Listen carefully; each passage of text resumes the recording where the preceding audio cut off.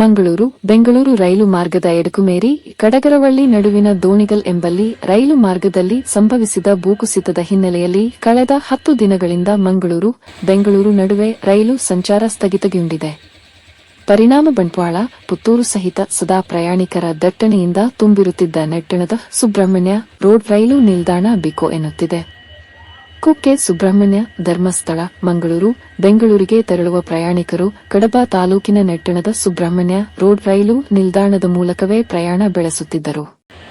ಇದರಿಂದ ಇಲ್ಲಿನ ರೈಲು ನಿಲ್ದಾಣ ರಾತ್ರಿ ಹಗಲು ಸದಾ ಪ್ರಯಾಣಿಕರ ದಟ್ಟಣೆಯಿಂದ ತುಂಬಿರುತ್ತಿತ್ತು.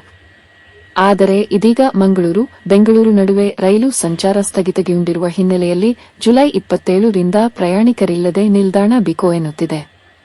ಭೂಕುಸಿತ ಸಂಭವಿಸಿದ ಪ್ರದೇಶದಲ್ಲಿ ರೈಲು ಮಾರ್ಗದ ದುರಸ್ತಿ ಕಾರ್ಯ ಭರದಿಂದ ಸಾಗುತ್ತಿದ್ದು, ಮಂಗಳೂರು ಬೆಂಗಳೂರು ನಡುವೆ ಶೀಘ್ರ ರೈಲು ಸಂಚಾರ ಪುನರಾರಂಭ ಆಗುವ ನಿರೀಕ್ಷೆಯಿದೆ. ಸದ್ಯ ದುರಸ್ತಿ ಸ್ಥಳಕ್ಕೆ ಬಂಡೆಗಳ ಸಾಗಾಟ ನಡೆಯುತ್ತಿದ್ದು, ಇದು ಸುಬ್ರಹ್ಮಣ್ಯ ರೋಡ್ ರೈಲು ನಿಲ್ದಾಣದ ಮೂಲಕವೇ ತೆರಳುತ್ತಿದೆ. ಅಲ್ಲದೆ ಕಾರ್ಮಿಕರಿಗೆ ಆಹಾರ ನೀರು ಕೂಡ ಇಲ್ಲಿಂದಲೂ ಹೋಗುತ್ತಿದೆ. ರೈಲು ಓಡಾಟ ಸ್ಥಗಿತದಿಂದಾಗಿ ಇಲ್ಲಿನ ವ್ಯವಹಾರ ಮಳಿಗೆಗಳು ಕೂಡ ವ್ಯಾಪಾರ ಇಲ್ಲದೆ ದಿನದೂಡುತ್ತಿದ್ದಾರೆ. ನೆಟ್ಟಣದ ಆಟೋ ರಿಕ್ಷಾ ವ್ಯಾನ್ ಚಾಲಕ ಮಾಲಕರು ಸಮಸ್ಯೆ ಅನುಭವಿಸುತ್ತಿದ್ದಾರೆ.